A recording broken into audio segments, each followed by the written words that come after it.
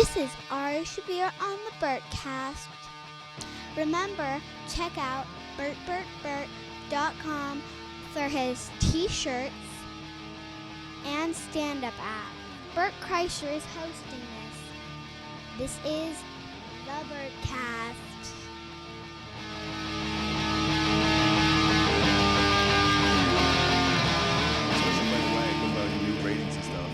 Where are you? Like right at the top? Yeah, we're recording though. Let's not talk about this. Oh, okay. It's probably awkward. Oh, okay. They do our gossip. That's the weird part about podcasts. Yeah. That was Joey. No, he's not going to text you. Really? Diaz will not text you. He doesn't text you, and he doesn't leave. He doesn't want you to leave voicemails. Nope. Like it's like 1970. I will see that you called, and I will call you back. He's so bad. Did you listen to the podcast I did with him and my dad? Oh, dude. You and your dad and him? and Tom Segura. Really? In the Mancave, yeah. That was the first one I did. I was like, it'll never get better than that. Never. That's good. But what was I going to say before that? What were we talking about before that? This is going to be a bad podcast. I'm all over the map. I started drinking at a post Hanukkah party. I had 7 latkes, a couple bottles. Those things are good as shit, man. Yeah, but they don't go good with wine. Oh. Like with the sour cream and the applesauce. I never even thought that it's a kid's food. Yeah.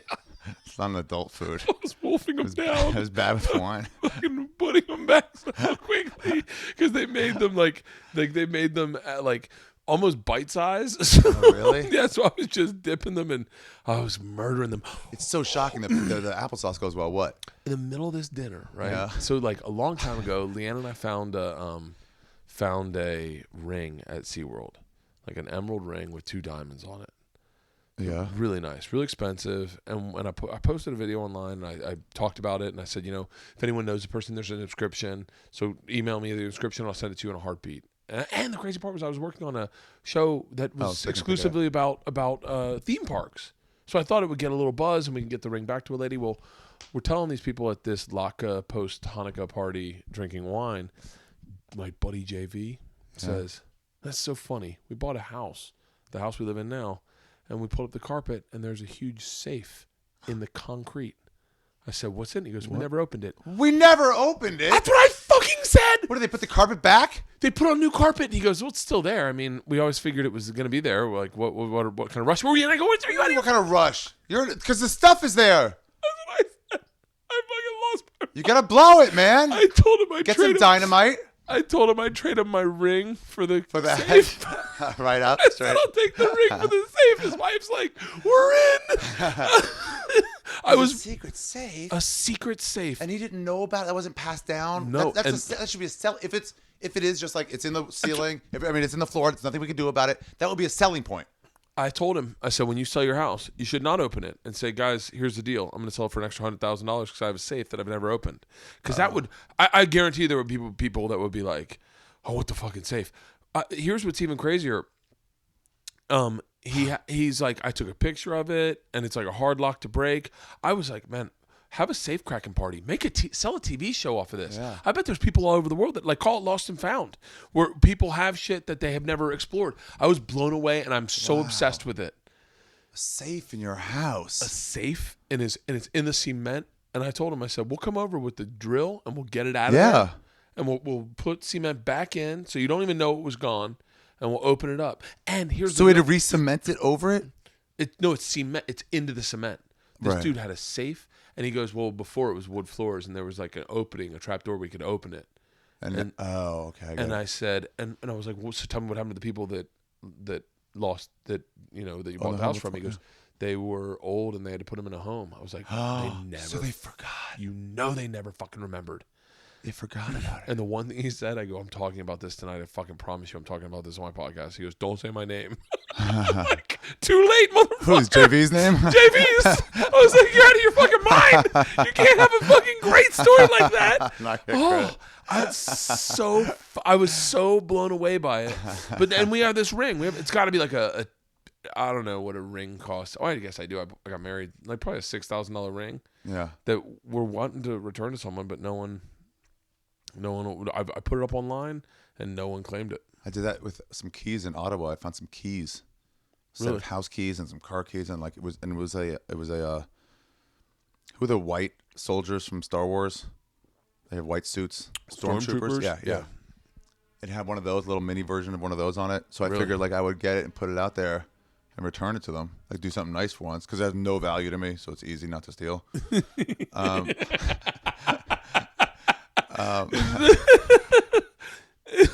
And then it just stayed in my apartment for like a year and a half, and I was like, oh yeah, this. Oh, First time I ever found anything was $20 in front of a Foot Locker, and I brought it into my dad, and my dad was like, I go, Dad, I found $20, and he goes, well, it's not yours. Someone dropped it. Then they come back bullshit, looking for it. Mr. Kreischer. You knew that was you would take it.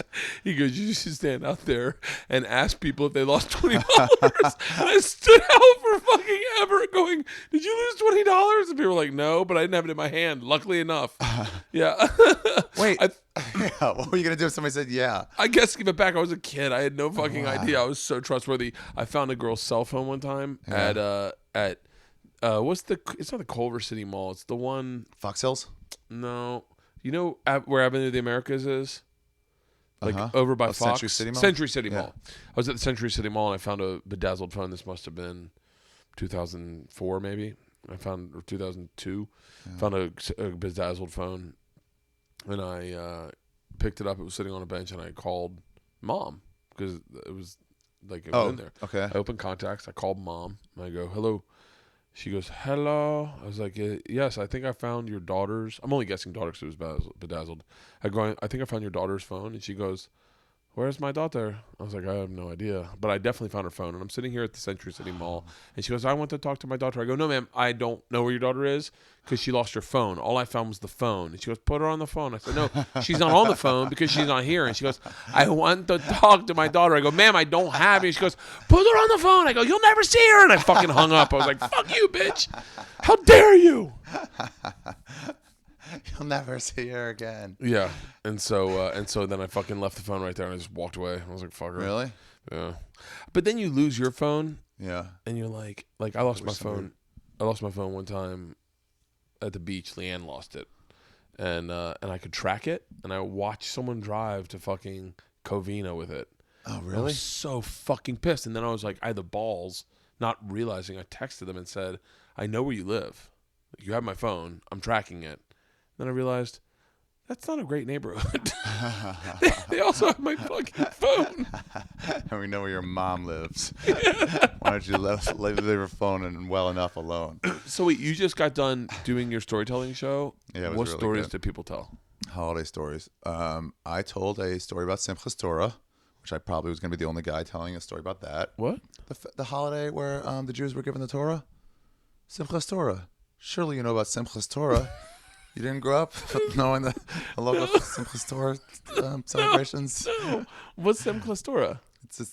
It commemorates the day God gave us the Torah. Is that, and that's like, The Torah is like our Bible. Yeah, I know what the Torah okay. is. Yeah. How far to back up? You guys spin it for raisins. That's right. Or is Spin that the the Torah dreidel? for raisins. I mean, don't spin it for raisins, the dreidel. The poor kids have raisins. Even the fucking little chocolate coins. Yeah, chocolate coins, raisins. You get 6 raisins. Congratulations. I was like, when we were kids, because it was like, obviously it was private school, but all the Jewish kids went there. I'm just making sure we're recording right now because I'm laughing so hard. So all the Jewish kids. I get so worried it's not going to record. Yeah. I've recorded fucking podcasts. I've recorded full podcasts that are hilarious that have not recorded. And you're like, are you fucking kidding? It's the worst feeling in the world. Then you got to apologize to him immediately. Like, fuck. Oh, sorry, bud. So wait, so what was your story? Can you tell your story? No, I can't really tell the whole thing now. Okay, but wait, what was the? Here's my other question: are you selling these storytelling? I'm just starting with the first one. I'm talking to the guys with CD Baby now because he has to tell me how to do it with various artists. You're in this one, the one I'm gonna put online. Oh my God, is that me, Jim Jeffries, Bill Burr? No, but that I have. Oh my God, that is the fucking who's digitizing that now? Ari. That was a great one. Wait, am I getting a cut of this? Yeah. Ari, that is the best evening I've ever had of stand up in my entire. And it wasn't even stand up. It was so fun. And it was fun to watch. That was the night. That was the beginning of the end of my friendship with Jay Moore. Because you did so well with that story. Yeah. I relate to that story, just seeing that. There's a few that I relate to because I've gotten better at it from doing the show for the last couple of years. Yeah.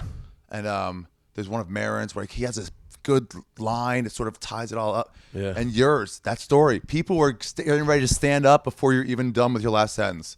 Like everyone knew. I mean, I will say this with no attachment to the story. It's such a great story. I remember coming off stage. You called me that day, and you were like, "It's road stories," and you're like, "I'd really like you to tell the Tracy Morgan story." And I was like, "Well, I don't have a problem telling it. I never had a problem telling it to like friends. Yeah, I always had a kind of a weird attachment telling it on stage because number one reason I never liked telling it on stage was that I don't really do anything funny in the story. So it's like doing it specifically. It's like doing an impression of someone doing something funny. It's like telling a Chris Farley story. Yeah, of course he's fucking funny. He's Chris Farley. Like, but so it's not. I don't really do anything funny. I don't say anything funny in it. And then the other thing, obviously, is that I could see that. But that I don't know Tracy. So I was afraid that if I started telling the story, that all he had to do once was say that never happened. Yeah. And every story I ever had for the future would be a lie. Yeah. So, but you call and you're like, you could do that, and I was like, yeah, and I don't think I was aware at the time that, or maybe I was aware at the time that Jay was telling it that it happened to him. I think you were aware, but you're still kind of like, I don't know. I didn't have a lot of foresight. I didn't have a lot of insight. I was kind of fucking tapped out, and I wasn't telling the story on stage. It was no skin off my back. It wasn't something that was out of my pocket. But man, it was a perfect environment for it there. And then he got really upset after I told it. Like, who did? Jay did. Yeah, I got really upset, and he's like, "You can't tell that, man." It was a fucking nightmare. It was a spiral nightmare. That. Wow. Yeah, but suffice to say, I'm very pleased that I told it that night because I kind of was like, well, we got done that night, and I was like, it was such a neat room, such a neat night to be a part of because it was me, you, Bill Burr, Jim Jeffries, Eddie Ift, and Jackie Cation, Dork Forest. Yeah, I love her podcast. Really, I love Jackie. She's just a really sweet person. But She's part of the All Things Comedy Network. She's in that. Is she really? God damn. Go Up, not Network. Sorry. Go Up. Yeah. So I tell it. I think I went first that night. You might have gone right after. It was early because I remember Eddie Ift led with, "I'm gonna follow Kreischer." Yeah. What? And then Jim Jeffries grabs me. He goes, "I am doing a horrible English." And he goes, "I didn't know we were telling bits." I go, "It's not a bit, man." I go, "I don't tell them on stage." He goes, "Oh, and you better fucking start." Yeah. And I was like, and then Burr. He told a great one. And Burr told a great one. No, well, that is where that is where that's a story I know obviously works. So I didn't have a question that it wouldn't work. Yeah. Because I know it's a great story. I've been told that by everyone, including fucking Jay told me what a great story it is. But Bill Burr and Eddie and Jim Jeffries, not Eddie Ift, he bombed, but Bill Burr, a little bit. He fucking You're sucked tough to follow, dick. man. He sucked a dick. Oh, there's no better feeling. I never connect with my fellow comedians more than when they fucking bomb or I bomb on stage. Oh, and so Eddie bombed. And then Jim Jeffries told us. Great one. I will just say this. I don't give a fuck if it was old story.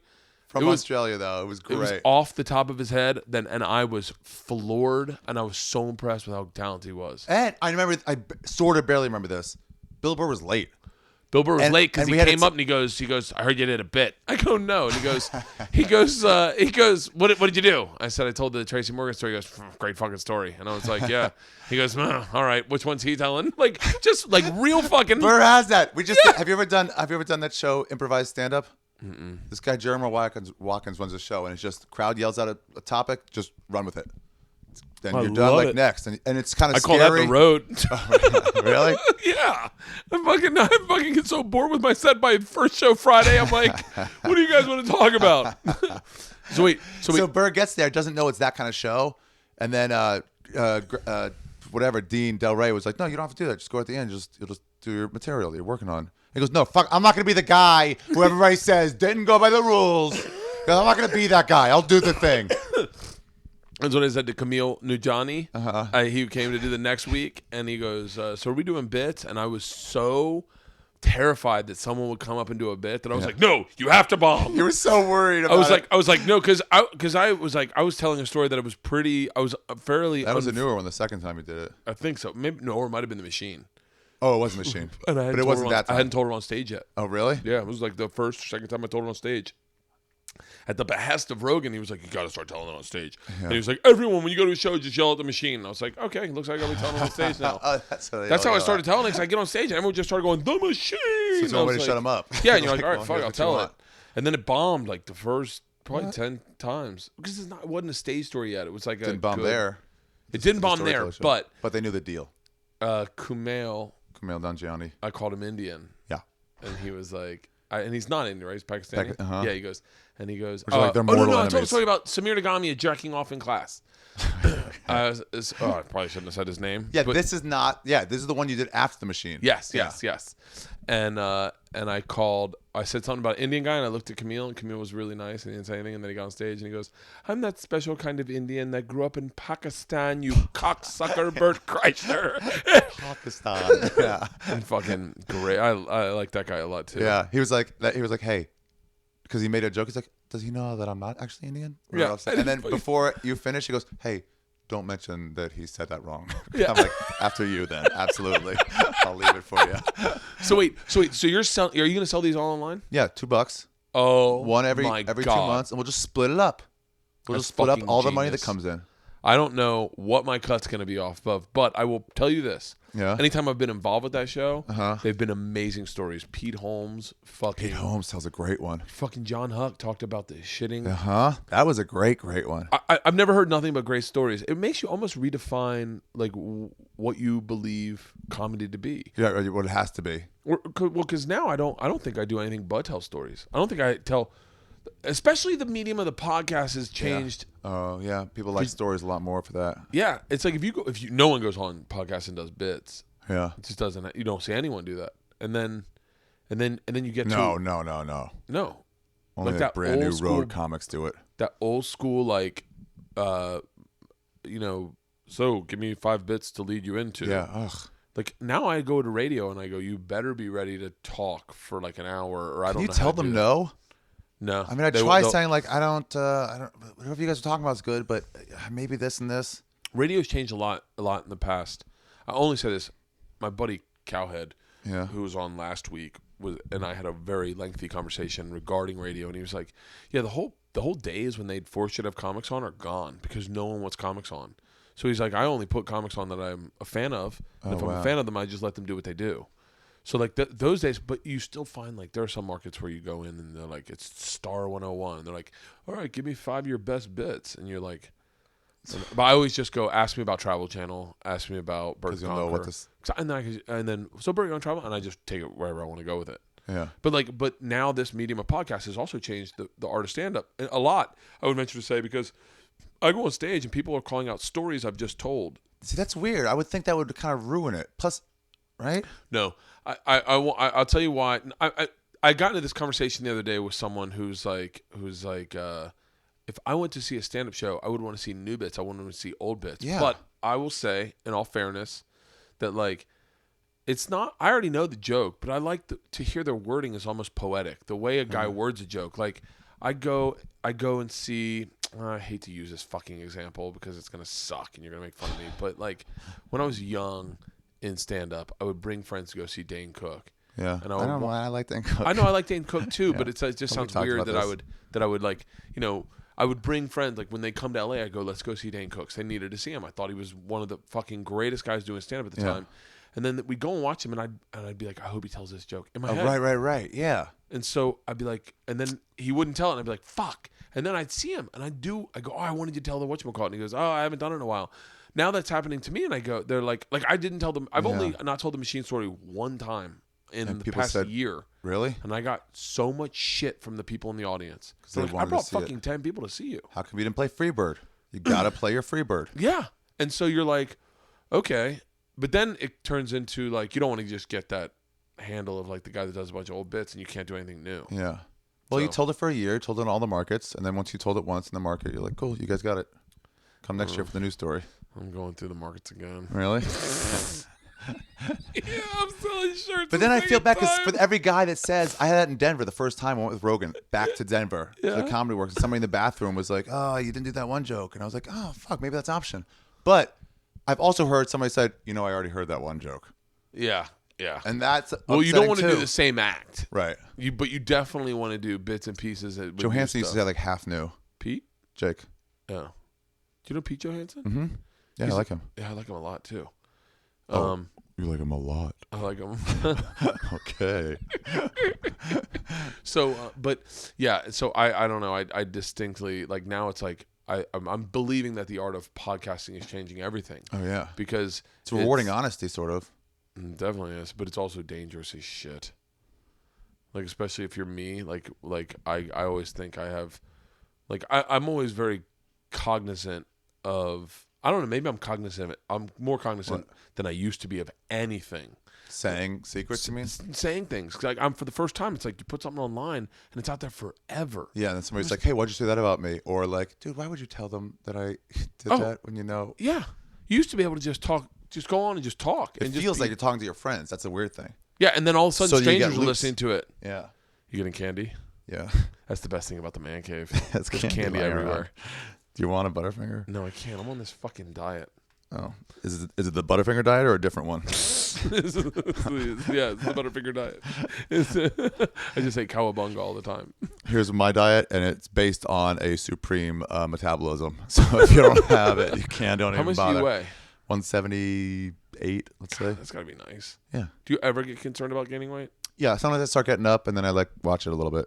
Really? And then I go back down. I know my range is like 80 to 85. Oh, poor Tom Segura. Oh, he's a fat fuck. God, he might get worse too. Like he's in the danger zone of like, dude, 300 is looking really close. It's closer to the rearview mirror than fucking 200 in the back or whatever. Because I've had friends got super fat, and you're like Felipe Esparza or Mike Black. They're like, dude, you were fat, and now what the fuck? Mike Black and I got on the road for a while together. Oh, that's cool. This is so funny. I don't know Felipe Esperanza. I saw him once do stand up at Dublin's a long time ago. Yeah, he's funny. He's got that weird jokey way to do it. But it's kind of like, I think that's going to be the next generation. I think it's going to go back. I think we're going to have a big run of storytelling comics or honesty comics, and then it'll go back to straight up joke writing, like Dimitri Martin style. Because I still like joke writing or bits in the middle somewhere. I don't know. Dimitri, when we first started hanging out, he was doing. He was trying to. I hate talking about other people because then I go. Now it just sounds like what if he doesn't feel this way? But fuck it. Yeah. So but he was trying to. Do you hear that? Mm-hmm. Someone breaking in. Sounds like it. Dog trying to get out. What if we fucking solve a murder right now? What if someone breaks into my house right now and we see them do it, Ari? I like how you say we see them do it like you wouldn't think to stop them from murdering your family. Well, if they don't stop here, let them go into the house, okay? My wife can defend herself. What was that? Was someone trying to break in the back? I don't know. God damn. Fence? Is it all plugged? Oh, it's all plugged into that. Hey, you it's the wind. It's the wind. Oh, really? What kind of bitches are we? Oh, it's the fucking wind. You went to the window. I was like, what are you doing? It's the wind. It's this LA. It felt like it shook it back and forth, though. Yeah. It's our fence. They took our trash out today. Sorry. That is Justin Edinbrook. My friend. So, man, you're gonna fucking that'll I can't wait to get those CDs. Which CDs? The CDs with everyone's stand up on it from the storytelling. What are we talking about? Oh yeah. Yeah. That's how fucking so we got into this. Trashed we are. Yeah. That's how we started this. He just said, "Do you think I should do that show directly through a website instead of I should turn this off?" I get it. Instead of through iTunes. But I do it through iTunes. iTunes seems easier for everyone. They take 30%. Really? 40% if you add in CD Baby too. Really? Mm-hmm. So that's like one possible reason why not. Oh, I just do it through the website. Yeah, but it seems like a bigger platform. Some people are like, "What? I'm supposed to get it somewhere that's not iTunes? Where is this?" Yeah. Because I now I'm gonna sound questionable, but I download Girl Talks CDs. Really? Because you're there for the fresh new music. It's cool. That's cool, but that can't be like your favorite band. That's all I listen to. I love it so much. I saw him in Ottawa. Every one of his songs are fucking catchy as shit, though. Yeah, it's like Those mashups are looking fucking like good. a lollipop, shorty wanna thug. You're like, son of a bitch. How did you know I'd like that? And then what I do is I got an app download where it speeds up everything to 160 beats per minute, and so I can jog at like a fast pace and listen to all the songs. Speed up your songs. Speeds up all your songs to 160 beats per minute. What? Yes, fucking the best thing in the world. So it's all like, your songs. man eater. Yeah. Oh, yeah. here she comes. Or Wilco's like, or it's like, I'm gonna go to that song. I was hummingbird, I was hummingbird, I was hummingbird, hummingbird, hummingbird, hummingbird. I'm like, What? Doesn't that make it sound super weird? no, but you get into this pace like where you just get pounding, and then the songs don't last 5 minutes; they last like 2. So you're like, wow, that was a quick 2 minutes. I listened to that whole song. It's great. I do it to podcasts too, but everyone sounds like squirrels. Yeah, how can you understand people? I listened to Andrew Dice Clay and Rogan on it. Wow. I was like, oh. I was trying to get Dice on my podcast for so long. Really? Because I was trying to explain to him what they were, and he was like, maybe. And Eleanor was on my side trying to get him, and then he finally understood what it is. And then he was like, oh, well, why would I do Ari's? Let's go to Marin's and Rogan's. Let's go to bigger ones. Wait, has he done Marin's? I think so, but I'm not positive anymore. But I think so. I think he has by now. I don't know. Yeah, I've listened. I started listening on Stitcher till everyone's. A lot of people listen on Stitcher. Until I got a podcast, and I was like, Why? well, now I'm gonna go rate and review everyone's, because I didn't realize how important that was. I just listened to everyone's and never rated, subscribed, never did anything. Oh yeah. And then you start listening to and then you have a podcast. You're like, wow, that's so important. If I had just taken 2 minutes to rate and review Bill Burr's podcast. I got away from that. Really? I tried for like a week and a half to 2 weeks straight, and then I was like, I'm driving myself crazy. For Yeah. every dip or rise it would have in the iTunes ranking, I'm like, none of this matters to me. I'm just trying to get people to listen, so they'll come watch my comedy or whatever it is. That's all you really want is people to just go and fucking see your comedy. But it's That's like it. I don't want to get mad because Hannibal Buress released a podcast and it's ranked higher than mine suddenly. Wait, and I'll be like, where's his podcast? he doesn't have one. I'm using an example of someone like that could happen, but someone you're friendly with that you actually like, and now you're like, oh, but you're like, that's fucking comparative shit. Yeah, that's and what gets you that in is trouble. so Like, unhealthy. it shouldn't matter on so many levels. Yeah, so I stopped checking that iTunes stuff completely. Yeah, I haven't looked at the iTunes. Yeah, it's thing. unhealthy. I looked at it the first week, and because Tom Segura texted me, he was Yeah. like, or Eddie If texted me, and I was like, oh, and I looked, and it mattered. I was like really into it. And then How high up were you? But no, not very, because it was new and newsworthy or whatever. So it was like just that. Okay. But it's still deceptive It's because you see it on the front page. And It's you're cool like, to see it on the front page of a thing that you saw like Rage It's Against the ego-building Machine on shit. or something. Yeah. It's nice. And then like, okay. yeah, and then you're like, well, all right. Well, if I really want to do this for not for a living, but I want to do this, it should just be fun. Yeah. That's yeah, the yeah, most yeah, stressful yeah, thing yeah. about these things in general is like, you said this to me today, and I was so impressed by it. You're like, I know what a pain in the ass it is to get a guest. I'll be there. And I was like, it's a fucking nightmare. Yeah. It makes me regret ever getting a guest in the first place. So I was like, I should have just done what Bill did and just done it talk. himself. I thought of that, man, but that seems so hard what Bill Burr does. I did like 10 of them before I decided I needed a guest. Really? Yeah, because it's just me ranting like nonsensically. David Letterman said in something where he's he's so good at that, Bill Burr. But Letterman said when they moved to 11:30, I think it was Letterman, could have been Conan too. Somebody said, "Hey, let's not do like political stuff. Like let's try to do like better stuff in our monologue." And then he goes, as soon as like the first like Lewinsky scandal, we're like, "Oh, thank God, we've got nothing. Yeah. we got to talk about what's in the news or whatever." Well, I got into this like rant, but I'm not a ranter. I'm more of a meanderer. Yeah. And so then I was like talking about nothing. I was just spinning wildly out of control. And then I'm like, what the fuck? Like no one wants. I sound crazy. I genuinely sound crazy. Yeah. It's like imagine doing stand up, but no one laughs. Right. And then you just talk. And I was like, and so I was like, fuck it, I need a guest. Yeah. That, and I also didn't. I mean, like I'm gonna have to do solo ones at some point. Yeah, if you're on the road, Very too. candidly, I say this with all respect to everyone, but I listened to Fitzsimmons and Marin both did solo ones. I didn't listen to the whole thing. You do listen to the whole I thing? did not. Oh, I tapped out. they did solo ones. Yeah, at different times they were like, "Well, I'm just on the road. I'm gonna do a solo one," and I was a fan of their podcasts, but I just stopped listening. But it's like you're not. It's usually sort of like listening to a conversation, but then you're listening to a speech. if it's just one person.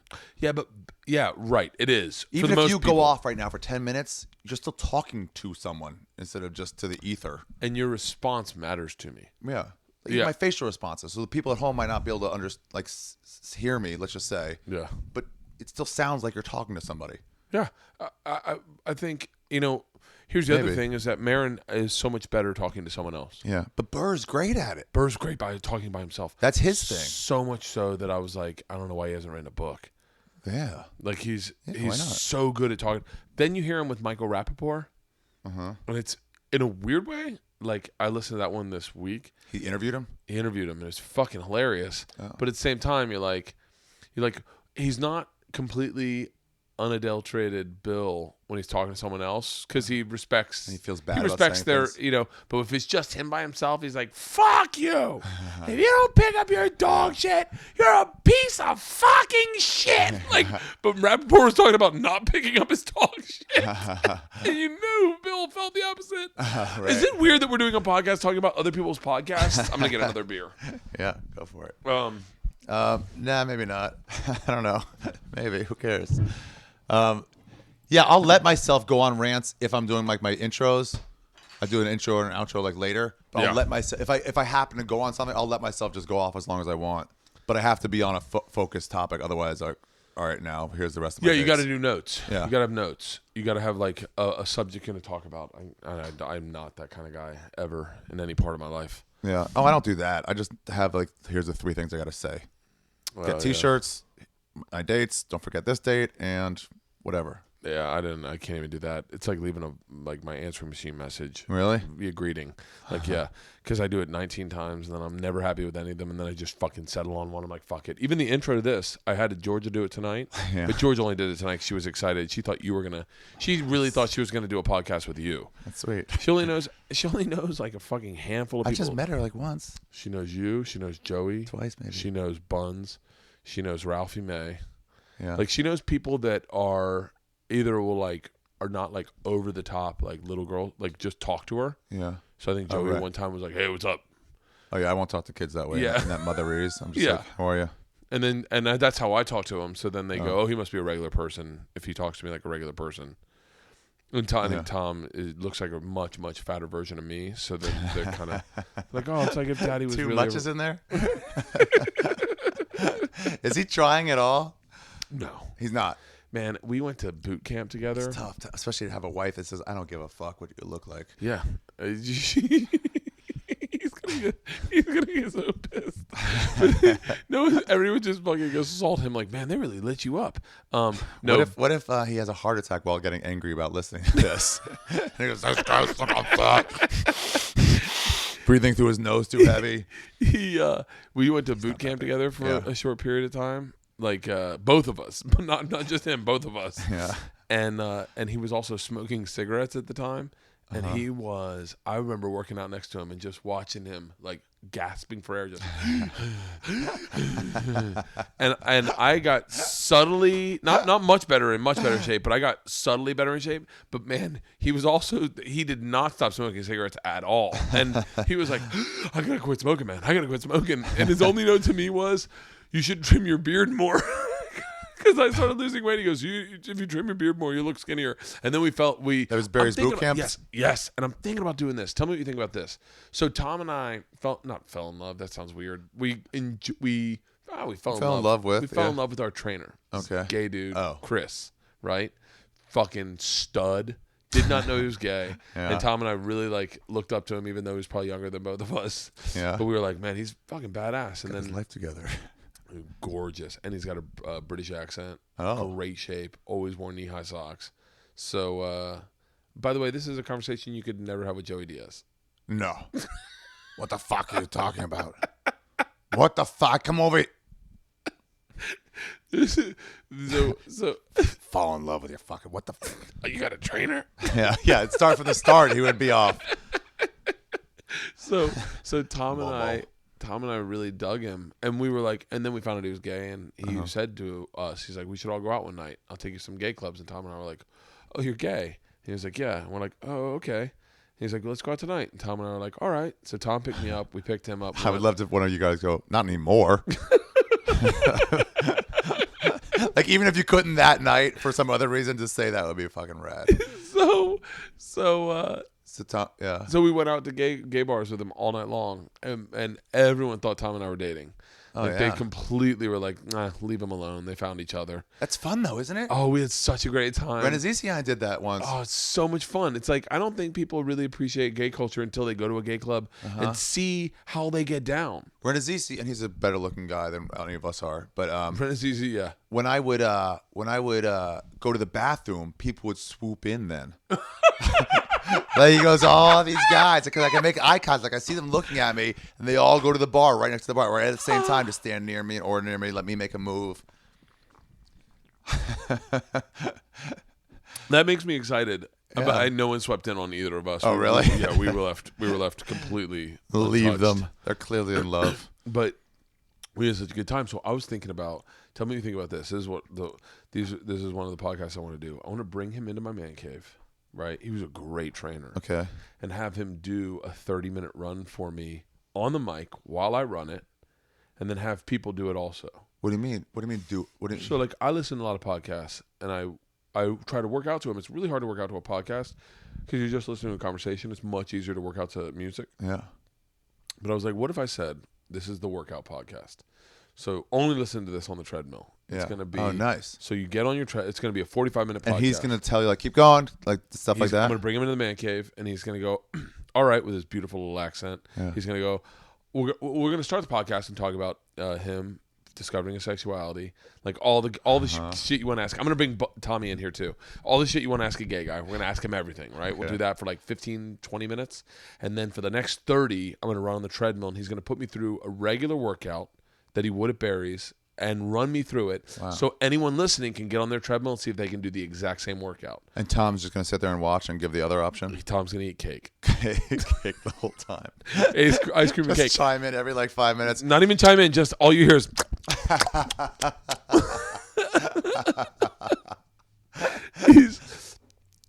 More, please. Yeah, because I'm in. I fucking get such a kick out of Tom. I can't fucking. He's one of the funniest fucking human beings to talk to because he's really so deadpan. Who? Buns. Oh yeah. He does not give you anything. He just is like, no. Yeah. I gotta go. All right.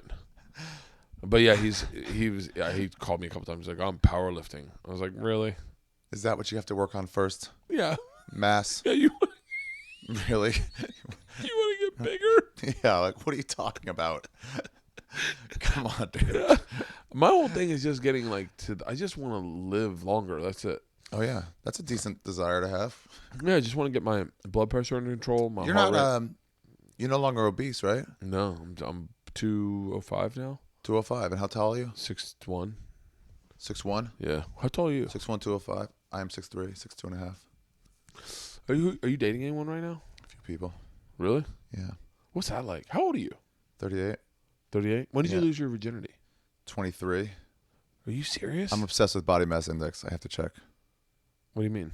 I have to check your body mass index to see if you're overweight or obese. 28.5. Oh. 29. 27. Is it? 6'1", 205? Yeah. Yeah, it's 27. That's not bad, man. Yeah. It's right in the middle of overweight. Even the underside of overweight. All right, let's guess. Great. Let's guesstimate. Tom? How tall is he? 6'1". Okay, I have trouble with heights. 6'1". 6'1". He's got to be 250, 270. I would say there. I would say something like in that range. Let's call him. 270, call him up. Let's call him and see how much he weighs. 270, you think? Don't tell him don't tell him. He won't know. You have to speakerphone it, though. Yeah. Well, yeah, thanks, Ari. What are you, a front row audience member in Omaha? Everybody be quiet. Everybody, we're calling Tom Segura. I'm going to make it sound like I'm really overweight. Like I gained a bunch of weight. So he'll tell me how much he weighs. Oh, smart. If he answers. He never fucking answers his phone. He's not going to be asleep right now. He's 38. eating pizza. Your call has been forwarded to an automatic voice message system. 32339. Oh, no, that's right. Oh, my God. I almost gave out his number. Yeah. I didn't even think. I was like, what are you freaking? Oh, you're sharing that with the world. I was going to go leave a message. And then I was like, 3, 9, oh. I guess this whole number. Oh my God. What was I gonna say? What was I gonna say right before that? Before We were talking about body. Oh, you lost your virginity at 23? Really? Yeah, I was waiting for the. Were you waiting for the right person? Mm-hmm. So you were waiting for love? Yeah. Yeah, not just like, oh, I need a girl with big rack. Really? I'm waiting for that girl. No, I mean, I was waiting for love. Yeah. Was that because you were Jewish? Maybe because I respected women more back then or something because I was Jewish and raised in like a family unit. But no, it had nothing to do with Judaism. It had nothing to do with like religious values? I was a non-Jew. What? Yeah. I was close once with a Jew. I already lost my faith. Hold on. Let's start from scratch. Because I know that you were Orthodox. Yeah. But were you Orthodox later in life? No, 4th grade till like a couple years after college. But in Orthodox Judaism, they're definitely like, let's not try to fuck a lot of pussy. No, you don't fuck any. Okay, yeah, all right. No, So that has not something supposed to touch to do. a girl. You're not supposed to hold hands. Shut up. Yeah, so you get married. Holding hands was pretty cool when you had never done it. Yeah. Oh, this is a big deal. Absolutely. Stacy Kadecki. You remember her? Yeah, I held hands with her, and it was like on the sly behind her parents' back, and I remember being like, it's electric. Fucking, I remember having a charge run through my body that I couldn't explain, and I was like, her finger would rub my finger, and it was like we were talking, and I was like, oh yeah, you would just like do this thing where your hands were nearby each other. Let's say you're sitting down, and one was just like makes the little move. Wait, me? I just touched Ari's fingers, and that electricity happened. Wait, I'm remembering that though now, and you both see each other, or your knees are right near each other, and one person has to move their knee out so that they could touch the other person's knee. God, you know, or just your foot. Start with your foot, just a little. It's what I think I'm looking for now. Now it's sometimes I don't want to like shit on sex at all with my wife. I love my wife very much. It's tough when it's somebody you've already been with. But there are times where you're like, my wife pointed this out to me. She was like, "Well, you're not trying to connect before sex. You're just trying to have sex. Right. Like you need to if you want it to be special, then try to connect with me. Let's have a moment. Let's sit and cuddle or take a bath or do something important beforehand as opposed to just get in bed and fuck." That's right. Actually, that's really smart. It really is. But it's very counterintuitive to how my dick thinks. Yeah. Go. Yeah, let's go. What are we waiting for? But when you're that young, that wasn't even the issue. It was just you were happy being there. You were just touching fingers. God, Plus, you had nothing to compare it to, so it was so electric. Because it's like even once you've done it a few times, still 4 experiences ever. Dude, the first time I French kissed a girl, I remember my stomach dropping to my feet and going like, oh, like this is the greatest. I lived off that moment. I could think about it in bed and get electric again. I could just think about kissing Marie Koval and I'd go, oh, like my heart would race. Yeah. And then you get numb to it. It's like you lose touch with whatever it was that got you excited. Yeah. Yeah. I mean it. You lose touch with it. So wait, so when was the first time you like held do you remember the first time you held a girl's hand? No, I remember kissing. My first kiss was in sleepaway camp. It was Rachel Newhouse. And we just kissed a couple of times, like closed mouth kissed. How old? It was in Machal. I don't know what year that is. It was the age range, the Hebrew age range that they put us in. Man, maybe 14 or something. No, it was already mitzvah. 15 maybe. Maybe 15. Yeah. But we kissed a couple times, and then I almost fell off the roof. I was sitting on the roof, and I started tumbling. It was one of those, whatever, and I had to like catch myself towards the end. Wait. Where were you kissing? Oh, we weren't kissing there. It's not while we were kissing. We kissed a couple times on Shabbos walks. You have the Shabbos walks. What's a Shabbos walk? Shabbos walk was like, this is the original date. It was. Are these stories you've already told a million times? No, I haven't thought about this in a long time. I just don't. Yeah. Okay. Yeah. No, I'm always worried about that too. It's like, do you get bored of this? No, I haven't remembered this in a long time. Okay. Sleepaway Camp Moshava in Pennsylvania. Fucking Jewish dudes. Yeah. We're so lucky because all your parents sent you to camp, and then all you guys did, in my head, was just finger blast. Oh no. Really? I'm sure somebody eventually did, but no. God. Or maybe the less religious camps, probably. Absolutely, actually. I went to an all-Baptist camp called Kids Camp. Yeah. And just basically watched dudes molest younger dudes in the shower. Oh, really? Fucking aggressive. Like, I remember the first night we were like, I remember the counselor on our thing was like, "Who wants to see me hog tie somebody?" What? And then I was like, "Well, please don't be me." And then they were like, "Seth!" And this kid sprinted as if it had happened all last year at sleepaway camp. To run away? Sprinted into the bathroom, and he fucking hog tied him and pulled his underwear down. And I remember just watching it. So Seth was into it? No. The second he said that, this kid Seth was like, I know he's coming after me. And he sprinted and ran into the shower to hide, and he went right in with this guy at a rope, like a straight up rope, like a hog tying rope. That it was his gag, I guess. You know, there was a very deliverance sleepaway camp. There was a guy, I swear to you when I say this, there was a counselor that had a bow and arrow. That always carried his bow and arrow around. There was one that had this hog tying rope that he would do lasso tricks with. Yeah. He went in and he hog tied this kid Seth.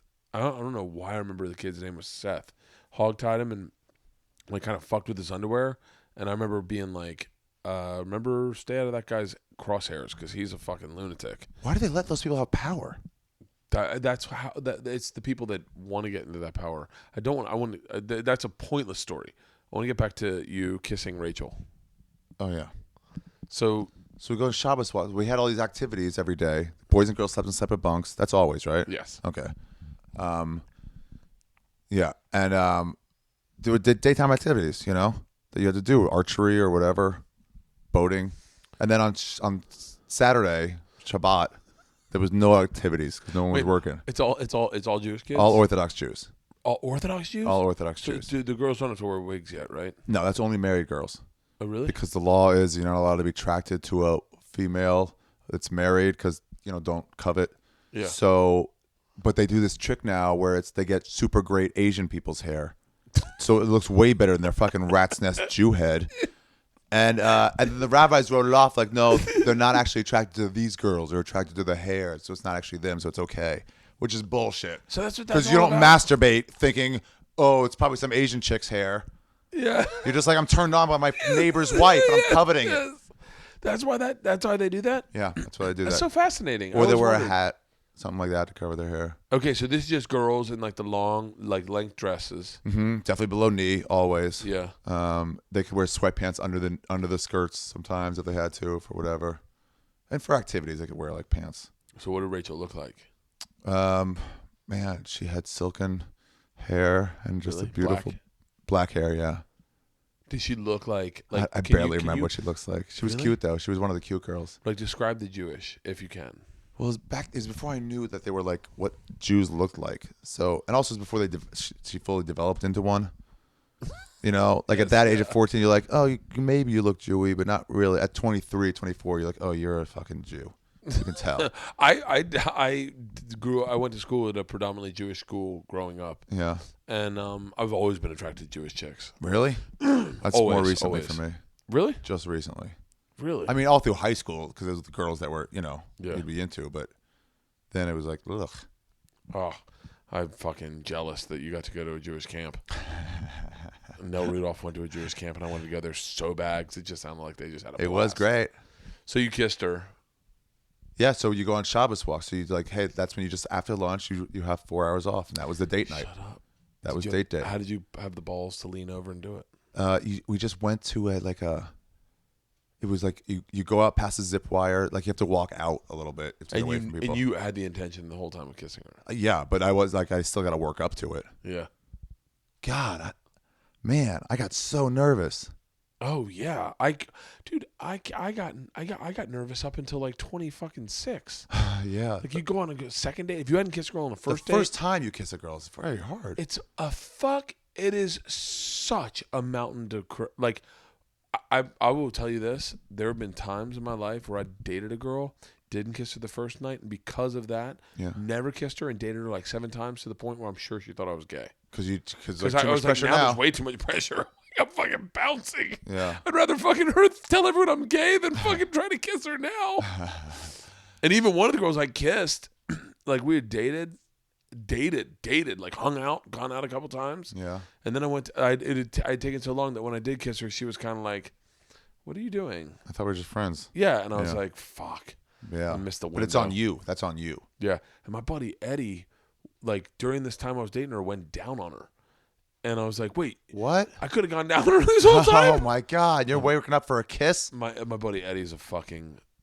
I know he's gonna hear this and hate that I said his name, but he was a madman. So you where did you guys end up? It was by the entrance to like the camping area when you go camping. Yeah. Like when you actually go like to a tent, whatever those nights are. Right at the entrance to the woods there, and we were just sort of talking for like way too long.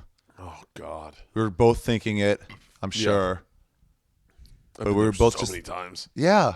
Dude, I did this up until like my last ex-girlfriend. I broke up with Ashley, but it was like the first time we kissed. We didn't do anything on our date. And I was like, what the fuck? It went so well. Yeah. And the second time was so much pressure. Women are so fucked up because they believe. I was 34 then. It's like, Leanne, my wife, I met her and then went out. Like we all went out and met her. I'd known her a couple times. Like met her at yoga, and then one time ran into her and her writing partner, and then met her playing bowling, and then she was like, "Here's my number," and I was like, "Okay," but then I kind of lost it a little bit and didn't call her. right. And then she called my roommate and was like, what's up with your roommate? And he was like, nothing. He's right here, as a matter of fact. She goes, well, let me talk to him. And then I was like, hey, what's up? And I kind of, even in that conversation, I beat around the bush. And then my wife said to me, if you ask me out, I'll say yes. And I was like, your wife said that to you? yeah. I was like, okay.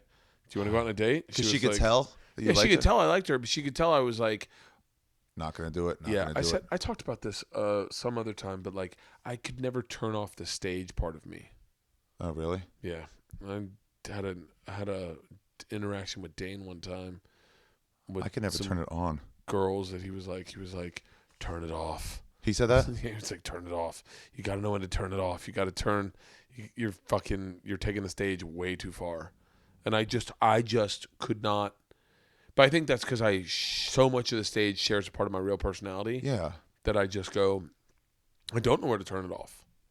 You're still trying to impress him and get laughs and I'm stuff. still trying to get laughs. I'm still And trying Dane was to like, get you're them ruining me. this, dude. Dane's like, you're Calm fucking down. ruining the night. You either turn it off or I go home. And I was like, And Dane's got a big stage personality too. yeah, but So it's like he can turn he can turn it off and be serious or just be normal jokey. I almost want to say he can turn it on to go on stage. Like Yeah. he can turn. I think when you talk to him and any other moment, he's so grounded. He's not like super turned on. Right. Like, Yeah. I'm always turned on. Hmm. There's always a part of my personality that is trying to get a laugh. Not one part of my personality is not trying to get a laugh.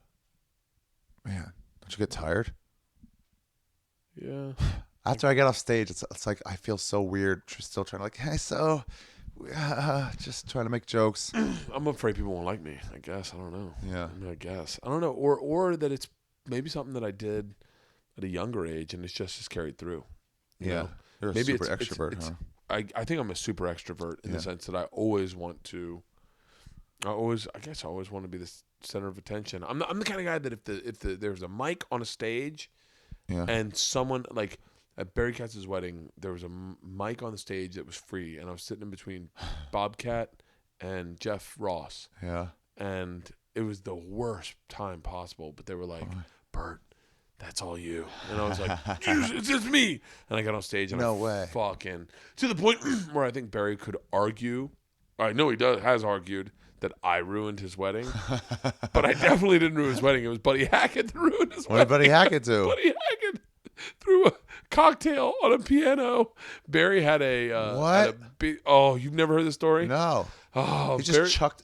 Barry Cast's wedding was the best wedding I've ever been to in my entire life. Yeah. He had some of the greatest comics live. All there. It was a lot of guys that were really amazing comics. I've fucked over some of the best comedians over the years. They're all going to be there. It was no, none of them were there. Louis C.K. wasn't there. It was so we go and her family's all Russian, so it's like all Russian Jews and Barry, and they have the hookah. Yeah, chuppah. Huppah. Chuppah, yeah, sure. Oh, they have the huppah and they out on the beach in Santa Monica. It's gorgeous. But That's you got nice. Buddy Hackett in the back. Like I want to say Shecky Green or like other old comics in the back making fun of the whole wedding process. Why? They're just over weddings? Because they're like, get the fuck. Like the rabbi, they weren't happy with the rabbi. And then, what are you getting? I was getting the rest of that. Oh, okay. So then John DiMaggio. Do you know who John DiMaggio is? Yeah, I've met him before. John DiMaggio is he is the there? real tall guy with like white hair? No, he's the real big guy with like red hair. He's the voice of Bender on. Oh yeah, that's why I know the name. So John DiMaggio, me, and I think Jeff Ross go out. This is like fucking when I'm 25. We go out to here. Let me give it to you. Where did the rest of that thing go? Did it fall off? I have no idea. By the way, I'm totally keeping this in the podcast. Oh yeah, sure. It's normal conversation. Who cares? Where did it go? I don't know. I put the fucking. It must have fallen in here. Yeah, there it is. So me, John DiMaggio, and Jeff Ross go out back. Yeah. This is during the moment where everyone in her family is calling from Australia live to wish them a happy, Mazel Tov or whatever. We go out back to smoke a joint. Yeah. We try then to walk through a curtain so that we can get back into the room, but we accidentally walk on stage. Oh no. High. During that part? Yeah, high. And so it's like the three of us like, whoa, like spotlights on us, like a and it was so uncomfortable. I then go on stage. Oh no. I then go on stage. You walked into that? Yes. I then go on stage at the behest of Bobcat and Jeff Ross. After that, but I go on stage and start talking, and her grandfather calls while I'm on stage, and I interrupt the whole. I mean, it's a clusterfuck of clusterfuck. So then they bring Buddy Hackett on to close the show, to give the last words, and the thing he's got, the band has their keyboards doing like a like a hum, and he goes, and it's Buddy Hackett. He goes, turn it off, and they're like, everyone giggles, and he goes, I'm not shitting around, turn that fucking thing off, and no, everyone laughs even harder. And he goes, God damn it, if you don't turn it off, I'll turn it off. Nothing, right? He takes his drink and throws it on it. It then goes, and sparks even bigger, and it turns off, and he goes, that's more like it. And then he goes on to give his blessing. It's the fucking greatest. Oh my God. Did the band guy, what did he do? They fucking lost their mind. And I hate to speak for Barry or what happened, but I will say I guess in some respect that I've heard through the grapevine that Barry had to pay for the fucking keyboard that night, had to write him a check. I could see that. And so, but then Barry was like, I was pretty fucked up too, obviously. And, but Barry was like, he was not happy. That's funny. Not happy at all, but it was a fun fucking wedding. I had a blast there. I like that guy, Barry Katz.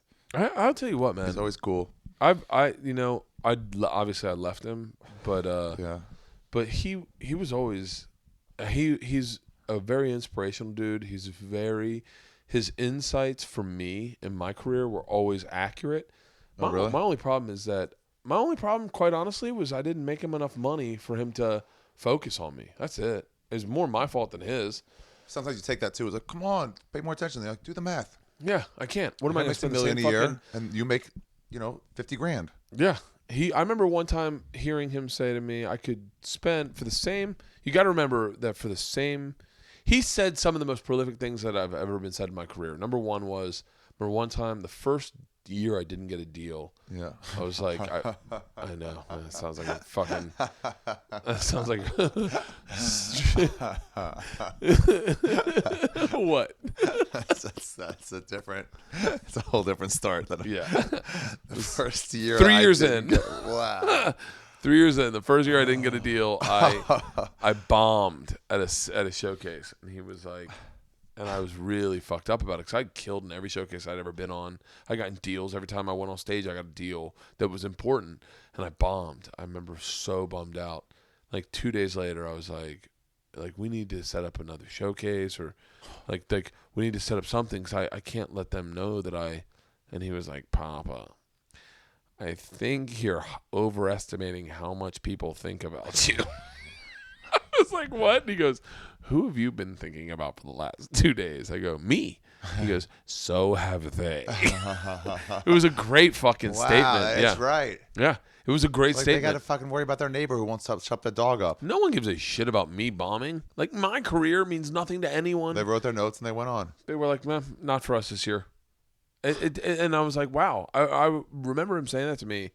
And I remember being like, none of this fucking matters. And I walked away. I was like, wow. He was really great at inspirational speeches too. He would give me inspirational speech like that really connected with what I needed to do at the time. Yeah. And he was so good at I remember him, there were so many things he was great at. The only thing he wasn't great at was he was not great at returning phone calls. Nor was he great at like there was a sensitivity level that was disappeared with him. And towards the end of our relationship, he just stopped getting my sense of humor a little bit. I would say, like one time he was at his new company, New Wave, and I called the general mailbox. I called him and went to the general mailbox. And it was like later, and I was like, around. Yeah. Thank you. I'm so fucking glad you said that. And I was like, Barry, it's Bert, pick up. I know you're listening to this with Brian, pick up the phone. Roommates. Yeah, like they're roommates. Yeah. Like they're all hanging out at 2 a.m. listening to the answering machine. Refusing to pick up. Yeah, and then and I never heard from him about it. And then I did a pilot, and I mock drank. I never really drink when I do, like a TV show. We see me drinking. Yeah. I'm more than likely having a sip. That's it, because it's TV. We got to make it. Yeah, you got to be responsible. Gotta be at work for the earlier shots later. Yes, and you don't want to get fucking wasted, then be useless for a read. So but I was doing mock shots the entire time. I like how much you have to justify where you don't get drunk during the day at work. Fuck. So you're doing mock shots. I'm doing mock shots out of a flask, and he goes, and we get done doing the viewing, and he goes, I go, what do you think? He goes, well, quite honestly, your performance tapered. I said, what do you mean? He goes, well, towards the end, I could tell how drunk you were. I said, I wasn't. I didn't drink at all. He went, Papa, I saw you do fucking 13 shots. And I went, Barry, none of those were alcohol. Like, not a single one of them. That sounds like junkie talk. Yeah. What you're saying right now sounds like junkie. I'd be like, yeah, of course. Yeah. And I was like, they weren't. I go, Barry, I paid $5,000 to get this pilot made. I paid for that. Do you think I'm going to jeopardize it by drinking? And he was like, why? I'm seeing you drink. And I went, yeah. He wouldn't believe. No, he did. And then he said, he goes, well, what about the time you called in drunk? I said, what? And I was like, oh my God. But I think there was a lot of people in that company that were sober, and like sober for reasons. And I think a lot of people, I think it's very hard for people to understand how someone can party and get shit done. And still get stuff done, yeah. You That's know, what Tebow always says about me. When I smoke pot, he's always like... Tim Tebow? No, Jason Tebow. Oh, I was like, Tim, you know Tim Tebow? Oh, yeah. How the fuck do you know Tim Tebow? We're prayer buddies. He runs stuff off me, and I tell him the atheist response. Wait, he's sober? Yeah. Really? Yeah, but he goes, yeah, if I could get shit done, it wouldn't have been a problem. It's like you still get to everything on time, so it's fine. Yeah, I've never had a problem getting my work done, and I definitely know my limits. Like, I don't go on stage drunk, ever. Everyone thinks I always go on stage hammered. Like, I go, this is my first beer of the night, like on a late show, and they're like, yeah, right. When do you start? Like after the shows? Yeah, well, that's the problematic lately, is that I get a drink during my show. Like, I'll have a drink, I'll have 1 drink or 2 drinks maybe in my first show. Yeah. Like a shot and a beer or 2 beers. Yeah. And then on the second show, I'll have a shot and a beer. And then, but when I get off, then mind you, that's like a 5-hour. Yeah, it's winter. You got to wait an hour. Yeah, it's definitely a 4-hour span. Yeah. And then I get off, and then the fucking feature act's hammered. Bridenstine's in half in the bag. Oh yeah, you've been going out with Brido, right? Yeah, he's That's fucking cool. lit. Oh yeah, all the because he's been drinking drink the whole time. And then, yeah, right. He hasn't. There's no reason. It's like, well, he'll be on for an hour, 45 minutes, whatever it is. Might as well go drink. Yeah, I did the same thing. You got to do something to kill the time. Yeah. And then everyone that's been at my show has been drinking the entire time I've been on stage speaking. Yeah. And so then I get done and I'm like, man, everyone's fucked up. And you got to catch up. I used to feel like I needed to catch up. Now I just go, well, I just realized that I will not have the monumental time everyone else has, and I'll just fucking go to bed. Yeah. But yeah, but that's, I think, the big difference is that to explain to someone the difference between a big drinker and someone who is an alcoholic, I guess, technically. Yeah. It's if you can get your shit done. Yeah. Whatever your drug is. But there's plenty of cokeheads I know that fucking do everything on time. Dude, I got a really good friend that I won't say his name, but he's always done coke very responsibly. Really? Yeah, some people do. Very responsibly, and I'm You're always like, where was this in the PSA? Yeah, like I look at him and I go, I don't think I ever have it in me to do that. I definitely wouldn't do coke well. Not definitely. I don't think. Well, I think that's what keeps me from doing it. Because who knows? Who knows if I can do it responsibly, but I'm never gonna fucking roll the dice and find out. Yeah. Like my kids go, wow, I guess Dad can't do it right. as Lee's like leaving them out, like packing everything and going, I guess Dad was really wrong about all this. We went to a party one night. My buddy was turning 40, and he got like a big amount of coke, and he had it on the table. A big amount. I don't know. I don't know how much it was. You order a bunch of coke from a drug dealer. His drug dealer goes, "How much coke?" He goes, "A gaggle." And so Leanne saw it, and Leanne was like trying to be like cool wife. She goes, "You know they have cocaine here," and I was like, "Yeah, I saw it." That's her trying to be the cool wife. Yeah. But no, hold on. Oh, okay. This is it. It's not done.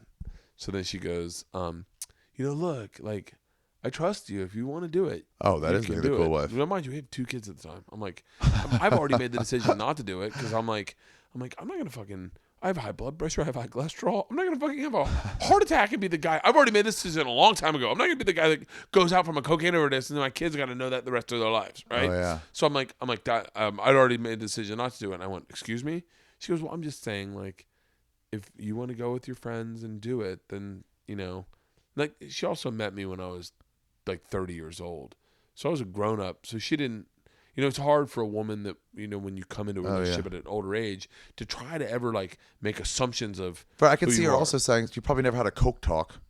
I can see her also like, well, if he wants to, I shouldn't get in my husband's way. Right. I don't really know. I was feeling sorry about this. And so she was like, wind again. She was like, well, I'm just saying, if you want to do it, you can do it. And I was like, oh, okay. And she goes, but look, here's the deal. Like, you can't come home. And I was like, oh. Don't worry. We won't run the risk of that.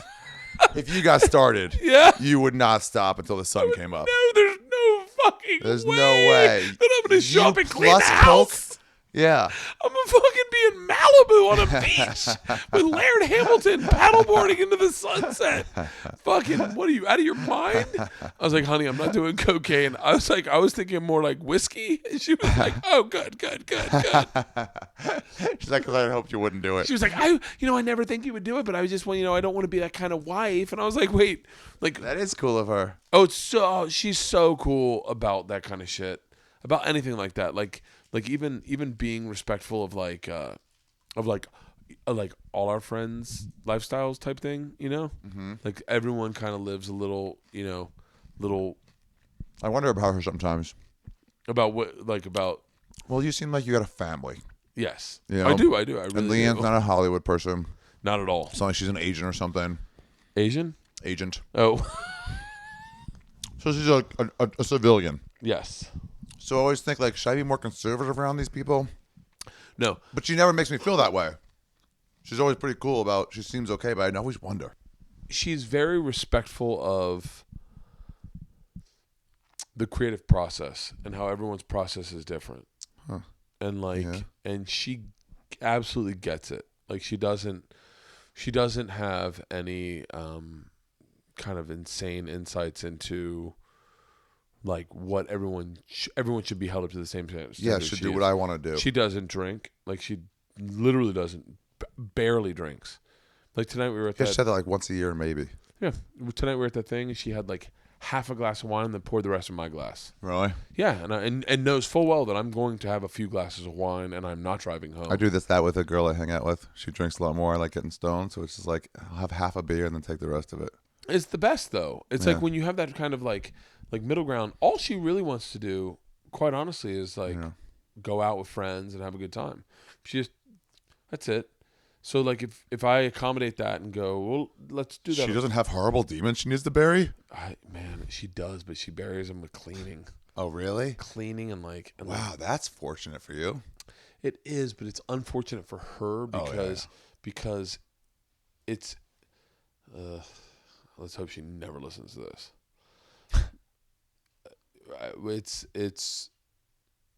she busies herself with shit she thinks she needs to do as opposed to shit she wants to do. Right. So like she doesn't sit and write. She doesn't write. She used to be a writer and wrote like movies got made and had deals. And now and she now doesn't because she feels like she needs to do certain things like Girl Scouts and she's a Hollywood person. Yeah, well, she was distinctly. Okay. And she goes to Girl Scouts, does like GG math and like all the shit for the girls, drop off, pick up, goes into class and helps out. She does everything for the family because she feels like that's what she needs to do. Yeah. But I tell her, I go, don't do any of that shit. Like drop off, pick up, totally, because I'm on the road. But like, don't do the fucking all the girl. Like let the girls do as much as you want to do. That's the wrong thing for me to say. But do as much as you want to do. But like take care of you too. Like we had a long conversation on the other night when I was on the road, and I was like, whatever you feel like you want to do, just do it. Like don't. But then, you're a grown adult. It's time to reward yourself a little bit. Like do it. Like have fun with your life. If you even if that is like going to fucking yoga or Pilates, like do that. But she doesn't. It's this redneck attitude in her, man, that her family brought her up with. Wife it up. It's like no. It's more like if you're not cleaning something or fixing something or walking with something in your hand, you're being idle. Work is the devil's playground. It's this old school Baptist mentality.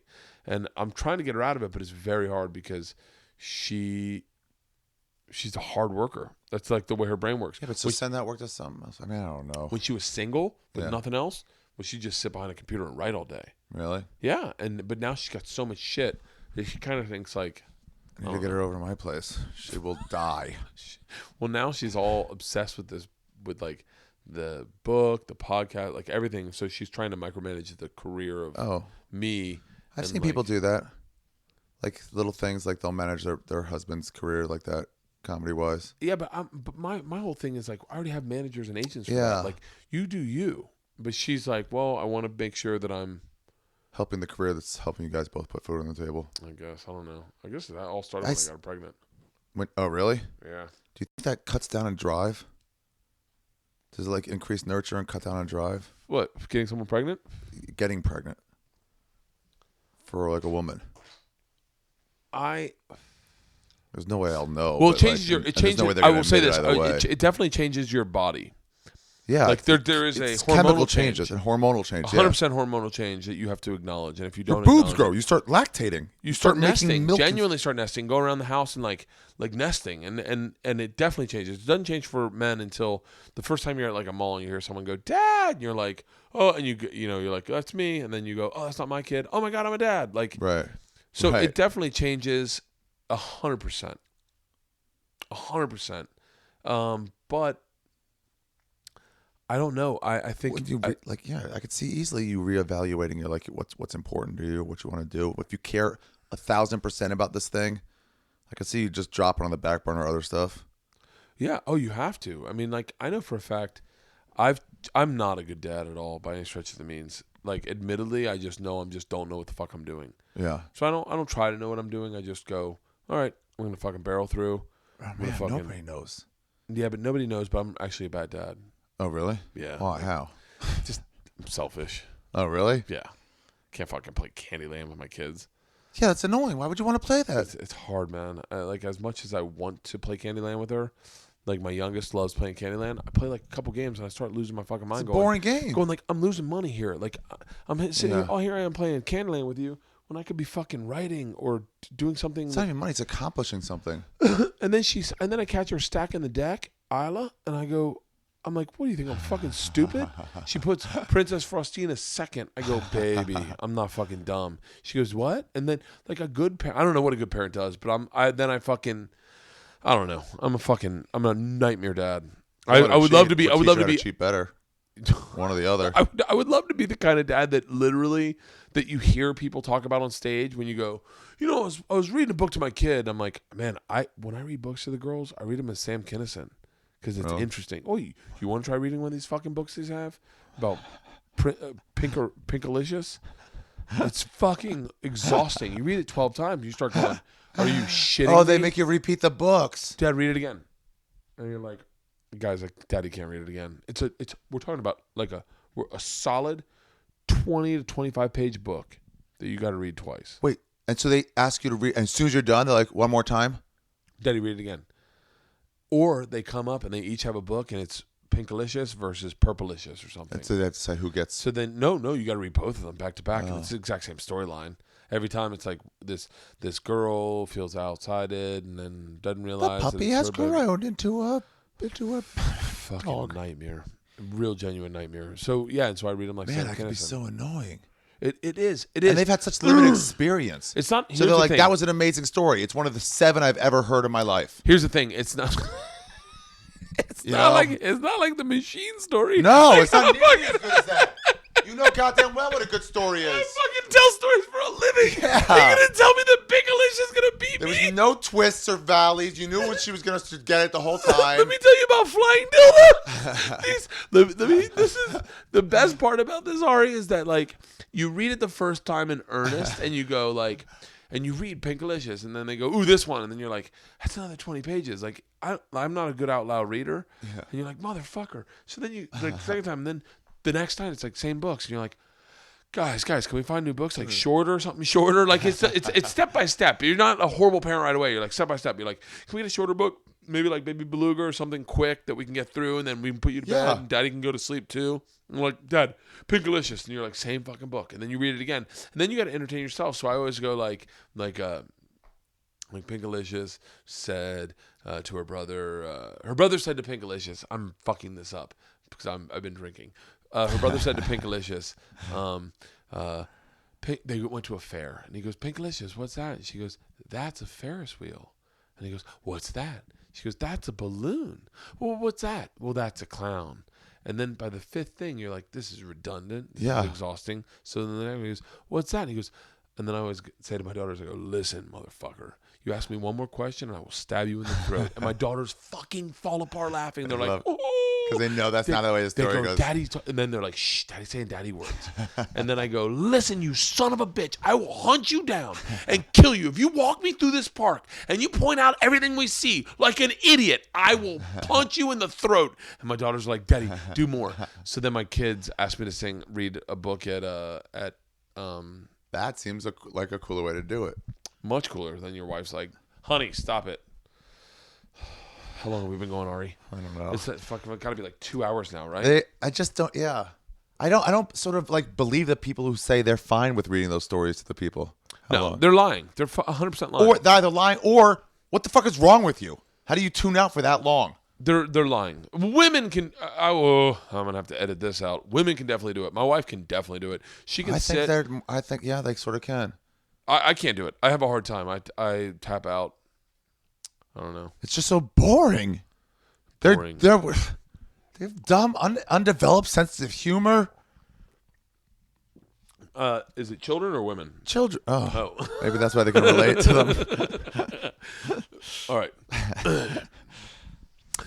No word from Joey Diaz? No word from Joey Diaz. All right. We're at an hour 16. You could probably wrap up whenever. Okay, whatever you want to do. Pretty fucked up. Nice. Nice. I started drinking fairly early this morning. Really? Yeah. How early do you wake up when you wake up now? Oh, not early this morning. I'm sorry. I drank early today. I drank at like 5. I wake up at the crack of dawn. Really? Yeah, kids wake up at 6. I wake up at 6 with them. Jesus. Every morning. And you're a comedian. Yeah. So are you super tired now? No, because I took a nap in the middle of the day. Do you sleep in when you go on the road? No, that's the worst part. Is you get on the road and then your clock's already set, so you get on the road and you're like. So how do you do shows till midnight? You get up at like if I'm on the road on the East Coast, I get up at like 9. Yeah. 9:30, and the East Coast will probably help. Well, you do radio. A lot of times you do radio in like crack of dawn, like 6 anyway. So then you get up and I just stay up. I go to the gym. I work out. Have a healthy lunch. I try to do something proactive towards my career. Take a nap. Sleep until 5. At 5, I wake up. Work out until about 7. Then head to the club. Dude, that's exactly what Tom Segura does. There's no fucking way. I would love to hear his. I would love to. Let's see if we can get him on the phone again. Oh yeah. I would love to hear his workout regimen.